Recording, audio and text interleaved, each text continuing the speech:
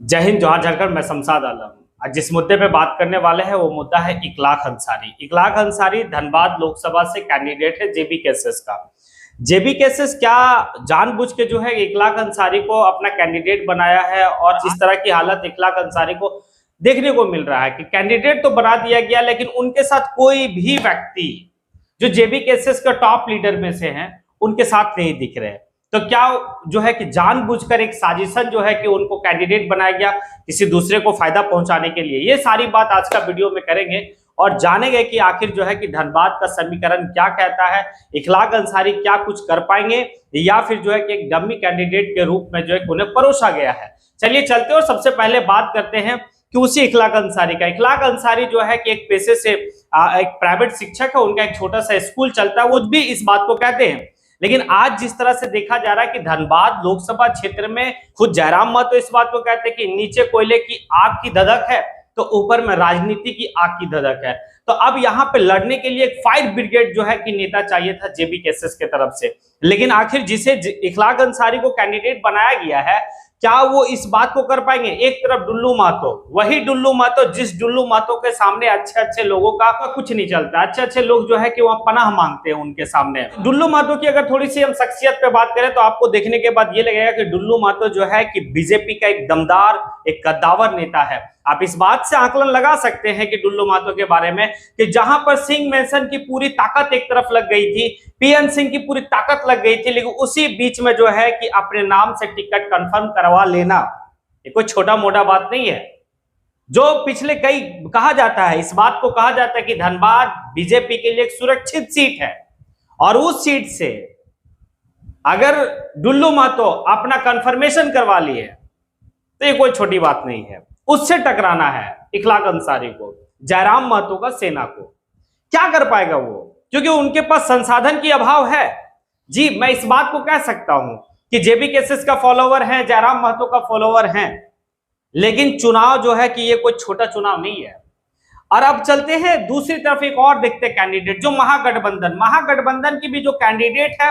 हालांकि उस कैंडिडेट का हम इस बात को कह सकते हैं कि उनकी अपनी व्यक्तिगत कोई जो है कि उपलब्धि नहीं है राजनीति के फील्ड में, लेकिन उनके पास एक जो टैग लगा हुआ वो ये लगा हुआ राजेंद्र बाबू की बहू है। वही राजेंद्र बाबू जिसे जो है कि नेशनल लेवल पे राजनीति की दुनिया में देखा जाता था, वही राजेंद्र बाबू। और वही अनूप सिंह, जिस अनूप सिंह का जो किस तरह से झारखंड की राजनीति में जो है कि उनका अपना एक पैठ है, वही अनूप सिंह।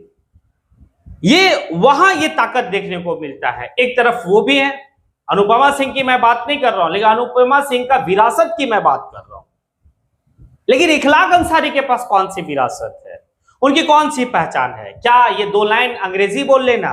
भाई, दो लाइन अंग्रेजी बोल के आप वोट को नहीं आप तब्दील कर सकते। आपके साथ कौन कौन लोग हैं? क्या जयराम महतो आपके साथ जो है कि कंधा से कंधा मिलाकर आपके लोकसभा क्षेत्र में आपके कुछ कर रहे हो, या फिर कोई संदेश दे रहे? ठीक है, अच्छी बात है कि उनके पास भी वक्त नहीं है, क्योंकि इस बात को देखा जा सकता है कि जयराम महतो भी गिरिडीह लोकसभा क्षेत्र से जो है कि चुनाव लड़ रहे हैं और इखलाक अंसारी धनबाद लोकसभा से। लेकिन अगर आपके पास वक्त नहीं तो क्या जयराम महतो आपके लिए वीडियो बना के शेयर किए? या फिर जो है कि आप मोतीलाल महतो को देखिए, रिजवान क्रांतिकारी को देखिए, ये जितने भी तमाम जो है कि बड़े बड़े चेहरा हैं, क्या उनके सपोर्ट में उतर रहे हैं धनबाद लोकसभा? धनबाद लोकसभा क्षेत्र दैट मीन्स कोई छोटा लोकसभा नहीं, कोई कमजोर लोकसभा नहीं है। हिंदुस्तान की नजर रहती धनबाद लोकसभा पे, नहीं हो रहा है ऐसा। और एक जो सबसे महत्वपूर्ण बात है वो ये है, छठा फेज में चुनाव होने वाला है। गिरिडीह लोकसभा क्षेत्र, धनबाद लोकसभा क्षेत्र, जमशेदपुर लोकसभा क्षेत्र और रांची लोकसभा क्षेत्र। तो क्या एक तब देखिए, एक फायर ब्रिगेड नेता है जेबी केसेस में, वो है जयराम महतो। जयराम महतो क्या अपना लोकसभा क्षेत्र में वो जो है कि अपनी पूरी तैयारी में जुटे रहेंगे, या फिर जो है दूसरे के बीच जाएंगे? क्या इखलाक अंसारी का मतलब लोकसभा क्षेत्र में जाएंगे और 6 विधानसभा को कवर करना टफ है? अब तो सोचना इखलाक अंसारी को, और आप वो उस समाज से आते हैं और उस जाति, पसमानदा मुसलमान है आप, और पसमानदा मुसलमान में एकता देखने को नहीं मिलता है। टांग पकड़ के खींचने का उनके पास आदत सी हो गई है। आप क्या कर पाते हैं? क्योंकि आपके पास विकल्प अच्छा है, इस बात को तो नकार नहीं सकते कि जिस तरह से ना इंडिया गठबंधन ना एनडीए गठबंधन कोई भी पूरे झारखंड में जो है कि मुस्लिम उम्मीदवार नहीं दिया है।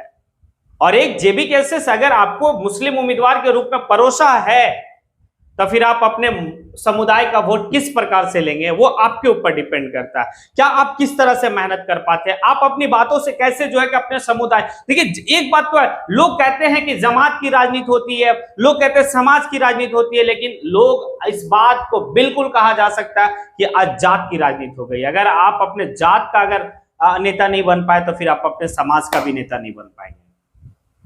ये तो देखने का विषय होगा।